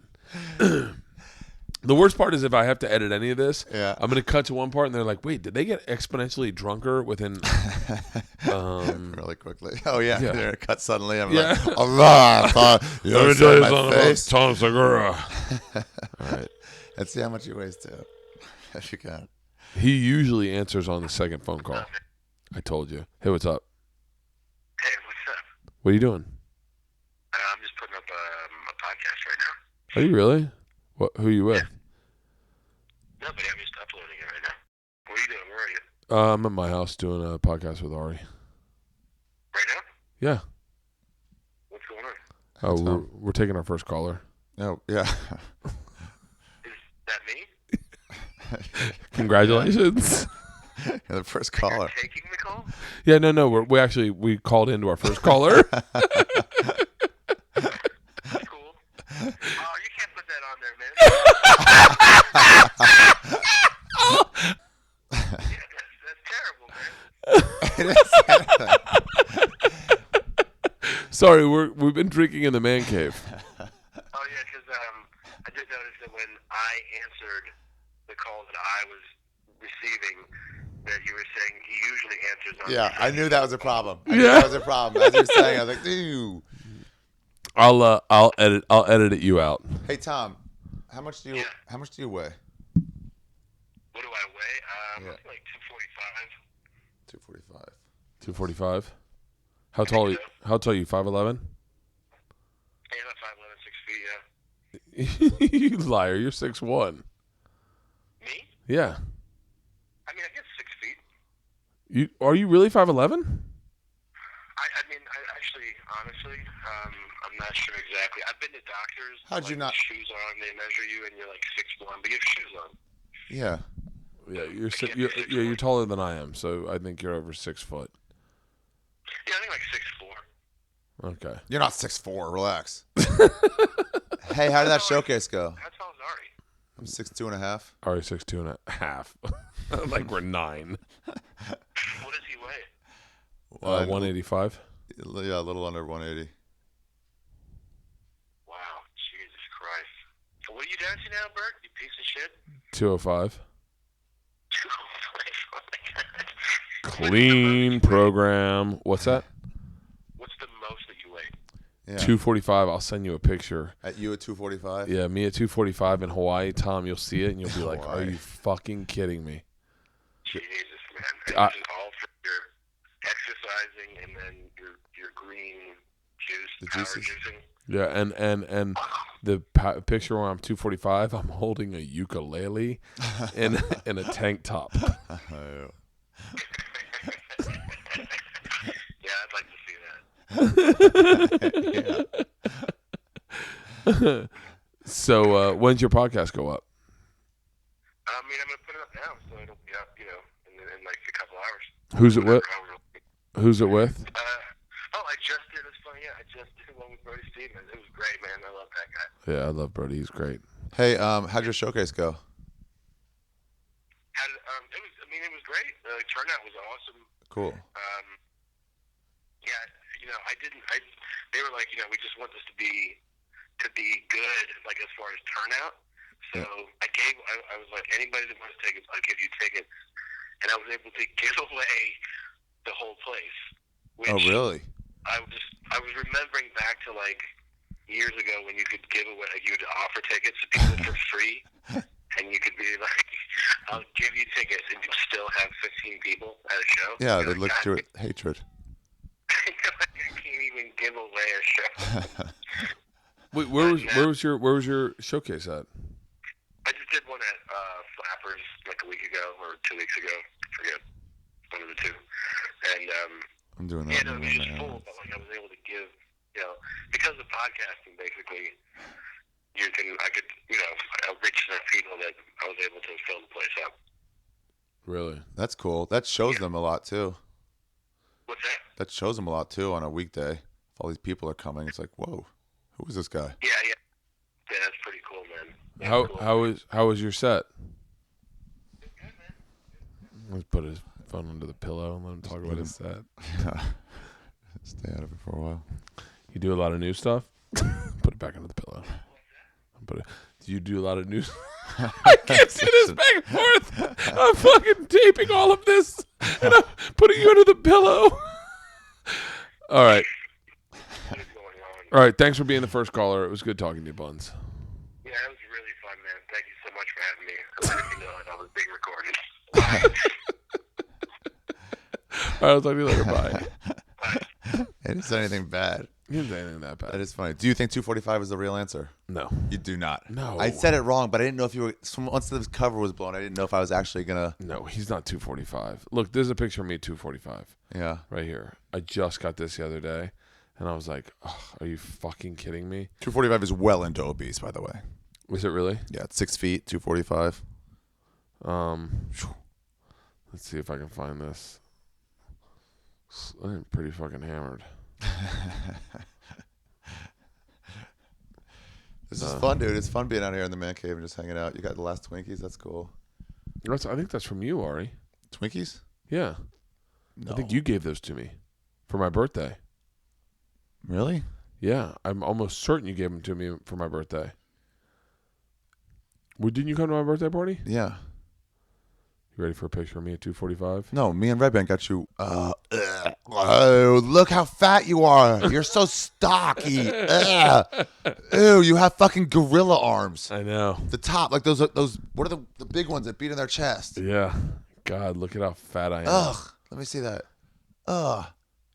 You look obliviously happy too. I have no Holding a clue. ukulele. I know that right after this ukulele practice, we're going to lunch, and I just was look.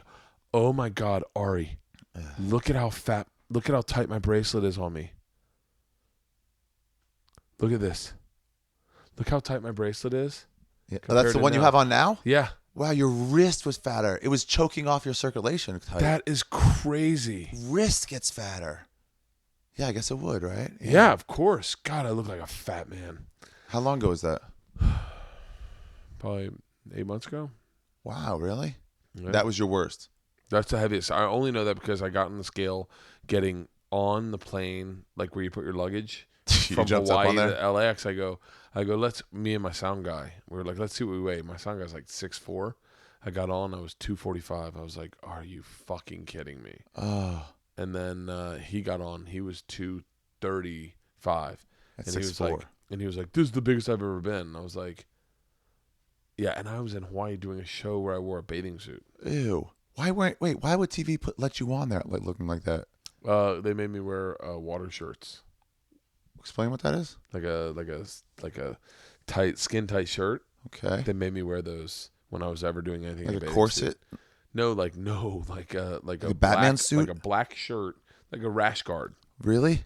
To pull it all in? No, just so that people didn't have to see me shirtless. And I remember fighting them and going like, "Yeah, but I don't look bad." And they're like, "You do." Yes, you do. You do. And I was like, "Yeah, but I don't look that bad." And they're like, "No, you do." Like they didn't say you do. You look so bad that we're instructing you to wear a bodysuit instead of showing your shirt. I go, the average American's my size. That was my argument. And they were like, "Yeah, but do you want to see the average American shirtless?" The average American is your size? Was 245, 6 feet? Probably. I'd say the majority of way. Americans are overweight, right? Overweight, yeah.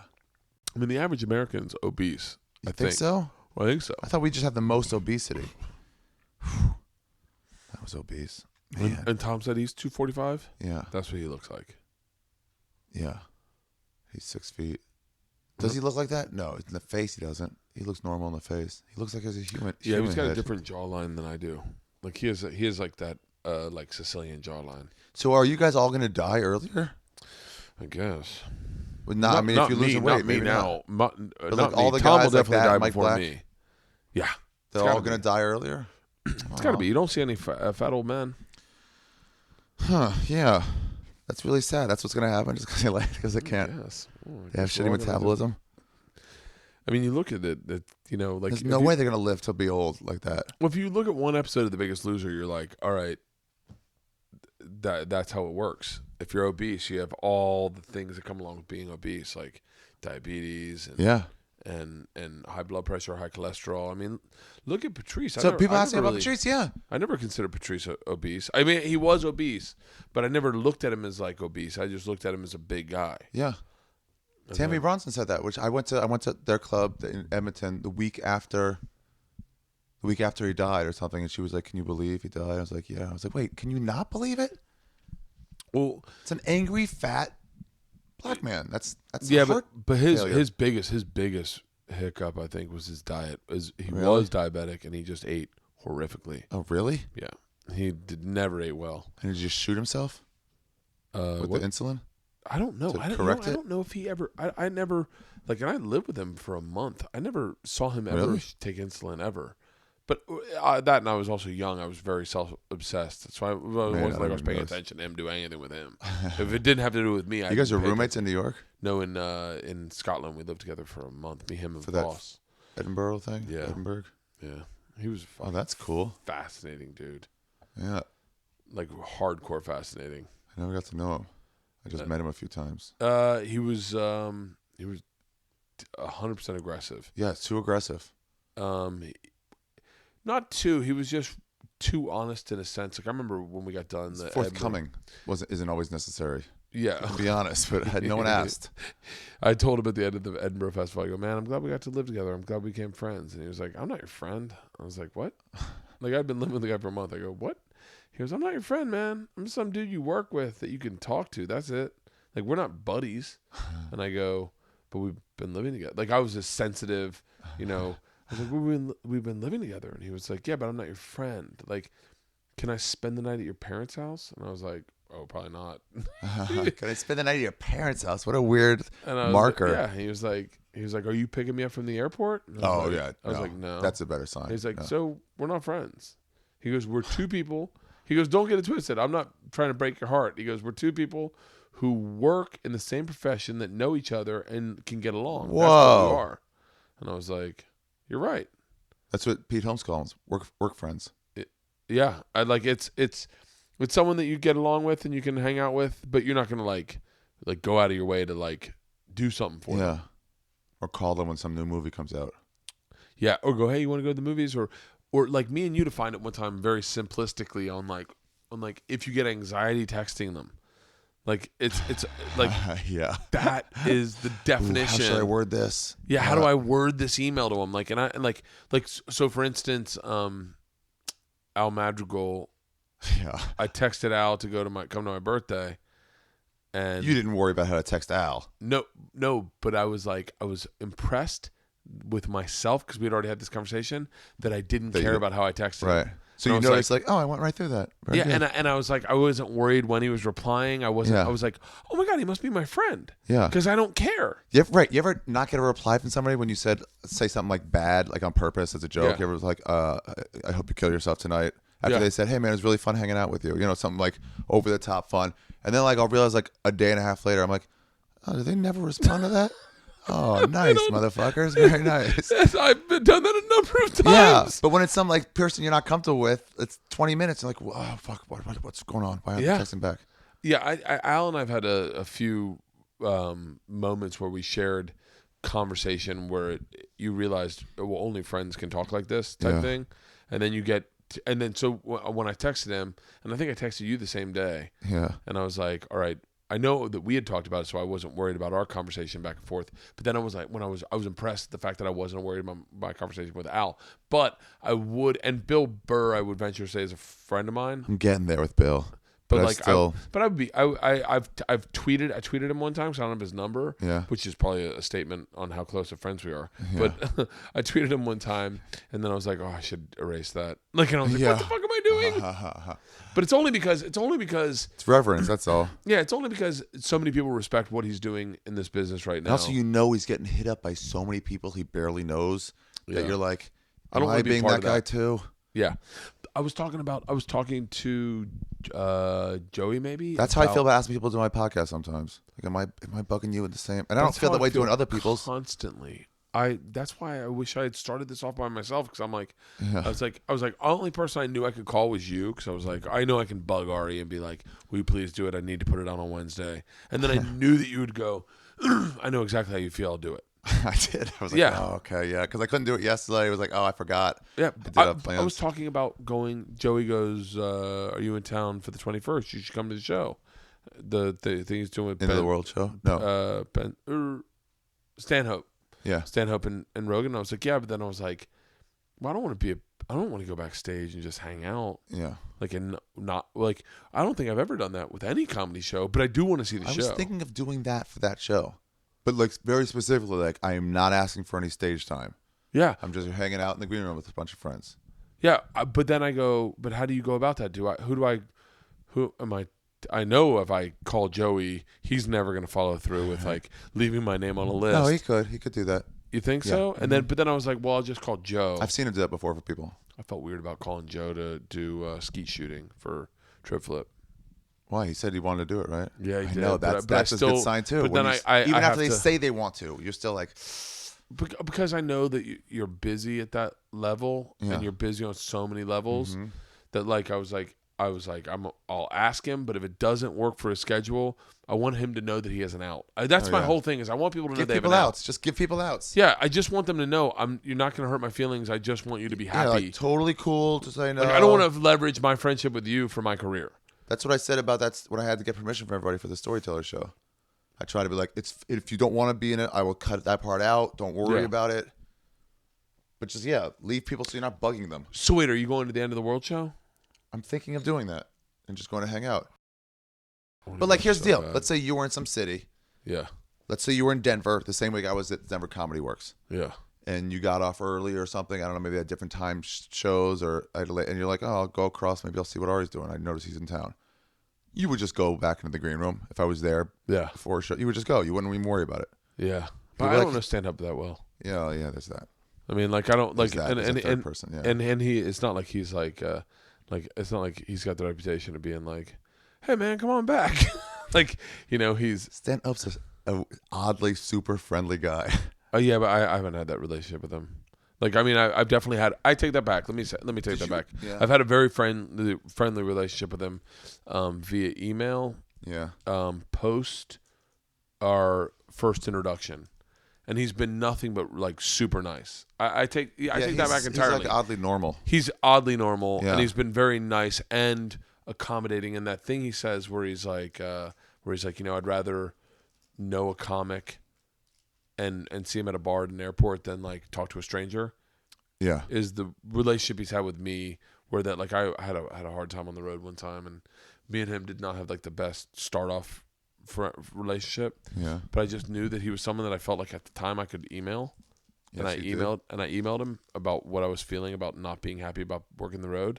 Yeah. And he was oddly kind of empathetic and comic and friendly, and he emailed me, and then I emailed him back, and then he emailed me again, and then I didn't reply, and then like 2 months later he like replied back with like something this is not what he said, but like something like, how you doing, baby boy? like how are you okay?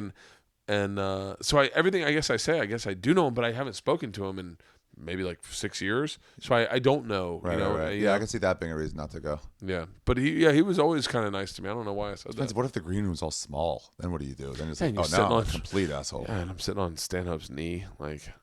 Yeah. What time is the show? I have no idea.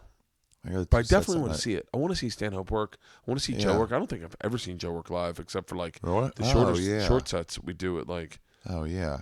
Oh, I've gone on the road with him for years. I've seen so many of his sets. I haven't seen any.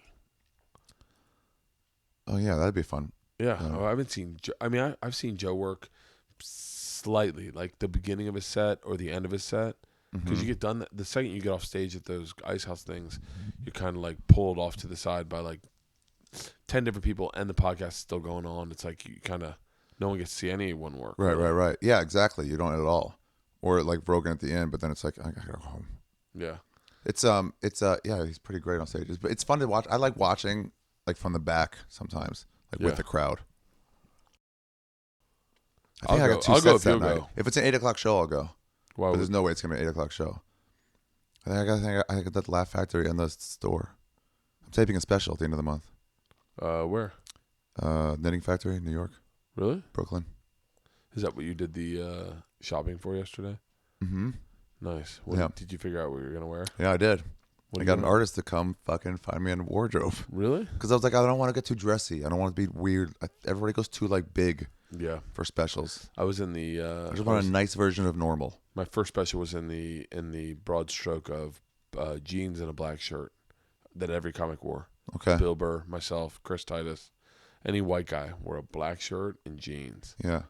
And like dark shoes. And so I think it's very valuable to look natural on stage. Yeah. And like I'll criticize what people wore on stage. Like Louis one time wore a shirt that had a sweat stain in the middle. Really? For a special, the whole time I couldn't get past the fucking sweat stain.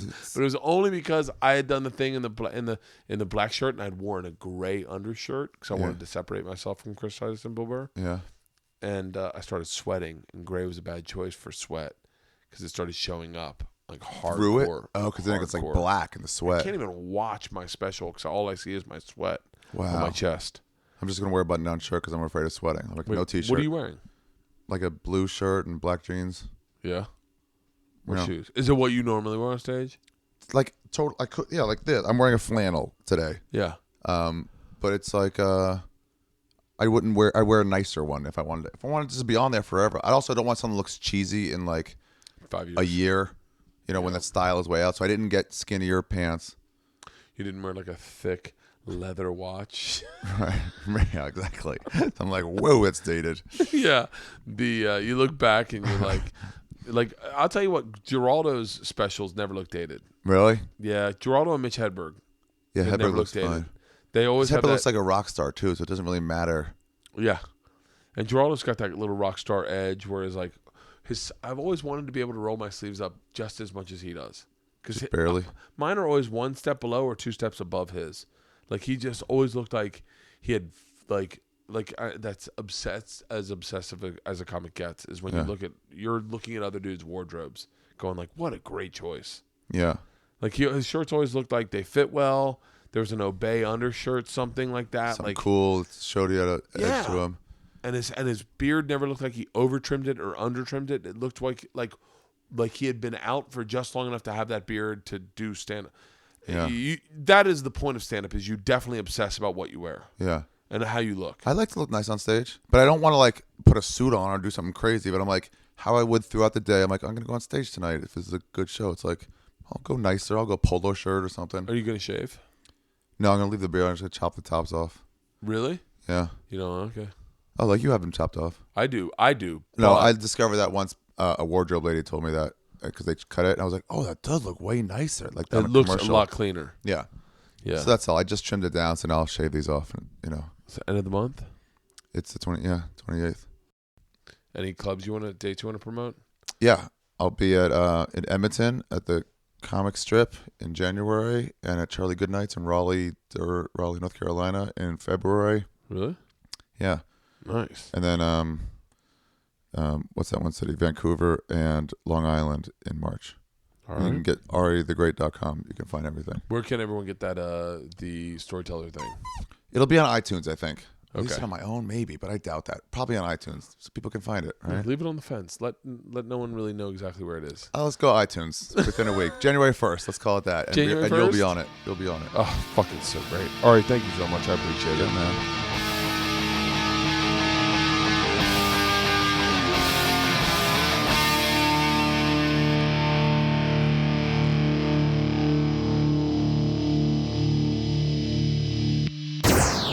This episode was brought to you by The Machine.